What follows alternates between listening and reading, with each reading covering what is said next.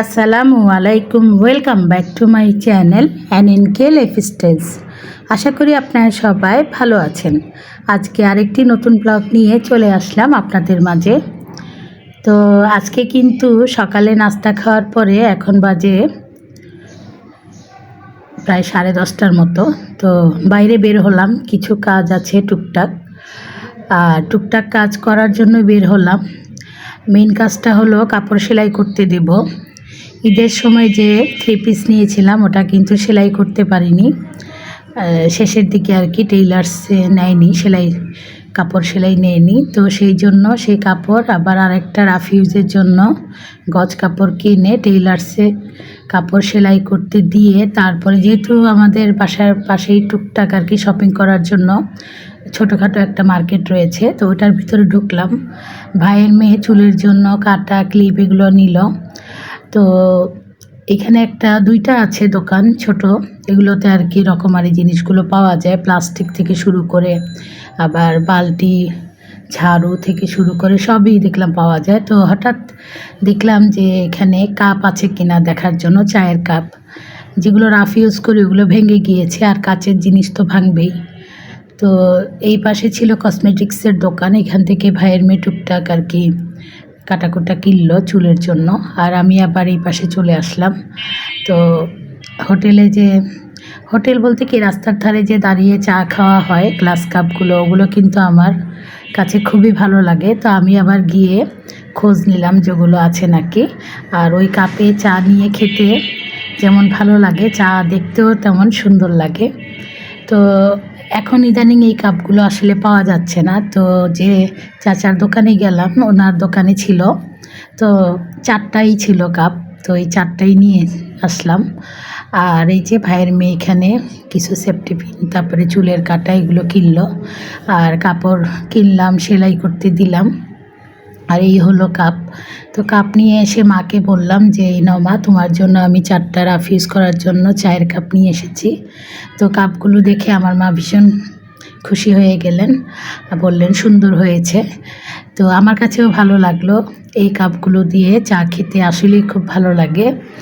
চা মানে ব্যাপারটা এমন যে চা খাবো গরম গরম তৃপ্তি সহকারে, আবার যদি চায়ের কাপে চা দেখা যায় তাহলেও কিন্তু বেশ ভালো লাগে। তো এই জন্য এই গ্লাস কাপের এই কাপগুলো আর কি নিয়ে আসলাম। তো কাপগুলো এনে তারপরে সুন্দর করে ধুয়ে আমি যেখানে রাখি আর কি র্যাক, সেই র্যাকে রেখে দিলাম। তো আজকে কিন্তু দুপুরে তেমন রান্নাবান্না করব না, অল্প ভাত রান্না করব আর একটা ভাজি করব, কারণ তরকারি আছে। আর রাতে আমাদের দাওয়াত বলতে মেজো ভাইয়ের বাসায় আর কি। মেজো ভাইয়েররা তো এতদিন ছিল না, ভাইয়ের বউ বাবার বাড়ি গিয়েছিল সিলেট বেড়াতে, রাফি রাপ্পি ওরা তো চলে এসেছে। তো সন্ধ্যার নাস্তা আর রাতের খাবার খাওয়ার জন্য হঠাৎ করে আর কি ফোন করে বললো ভাইয়ের বউ, তো মা একটু অসুস্থ, মা যাবেন না, আমরা যাব। তো আমাদের সাথে আবার আর কি টিফিন দিয়ে দিবে মায়ের। তো এইখানে এই যে কাপগুলো ধুয়ে সুন্দর করে পানি ছড়িয়ে তারপরে রেখে দিলাম র্যাকে, সুন্দর লাগছিল। তো দুপুরে খাওয়া দাওয়া শেষ করে তারপরে রেস্ট নিলাম। মাগরিবের পরে আবার আমি আর আমার ভাইয়ের মেয়ে আমরা চলে গেলাম মেজো ভাইয়ের বাসায়।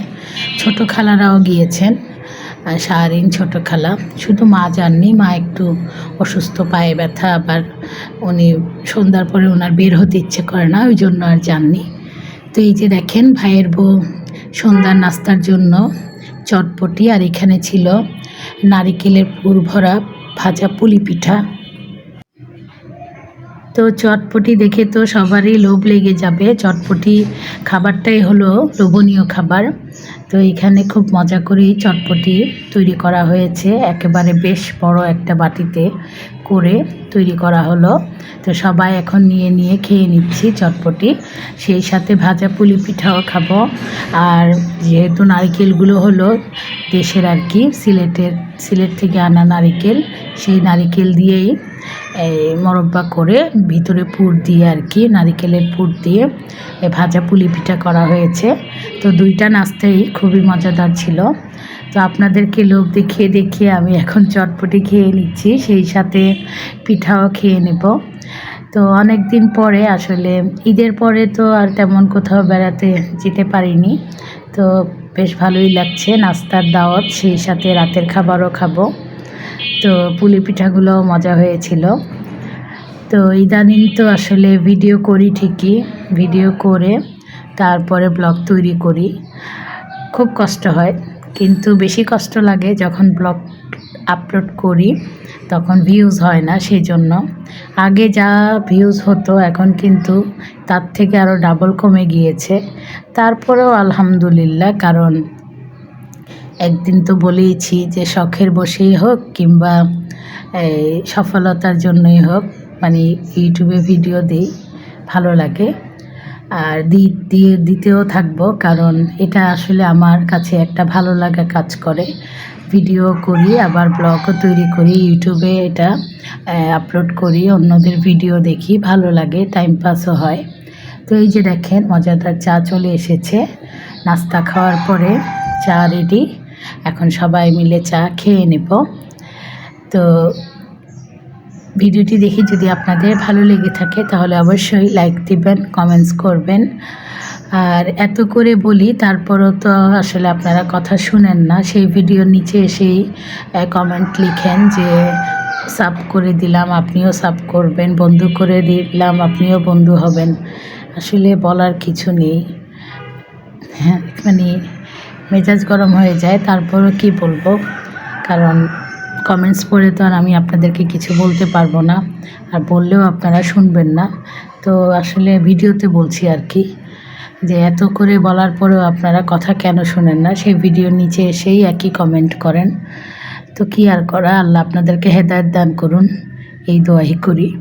তো এই যে আমার রাফি আর রাব্বি বাবা, ওরা কিন্তু ড্রয়িং করছে, দেখে ভালো লাগলো। আর বাচ্চারা যখন ড্রয়িং করে একেবারে মনের আনন্দ সহকারে রং করে, ওদেরকে বলে দিতে হয় না, ওরা শুধু ছবি পেলেই রং দিয়ে আর কি আর্ট করতে বেশি পছন্দ করে।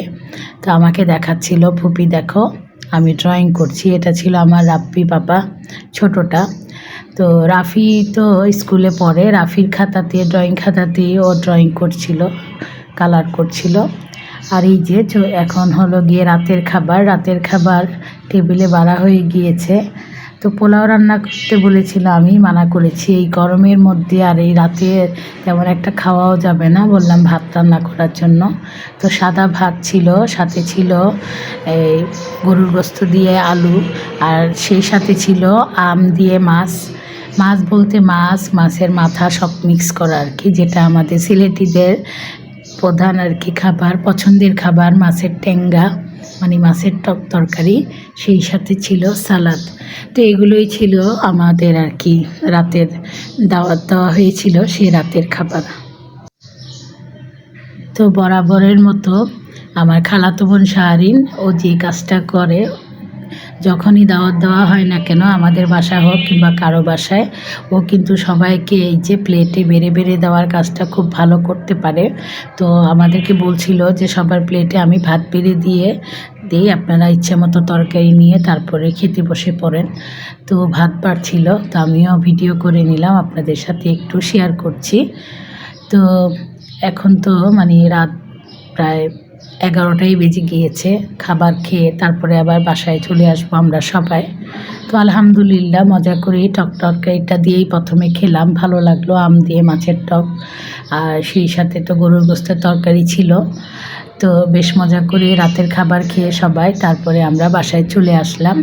তো আজ তাহলে এই পর্যন্তই, দেখা হবে ইনশাল্লাহ পরের কোনো ভিডিওতে। আপনারা সবাই ভালো থাকবেন, আল্লাহ হাফেজ।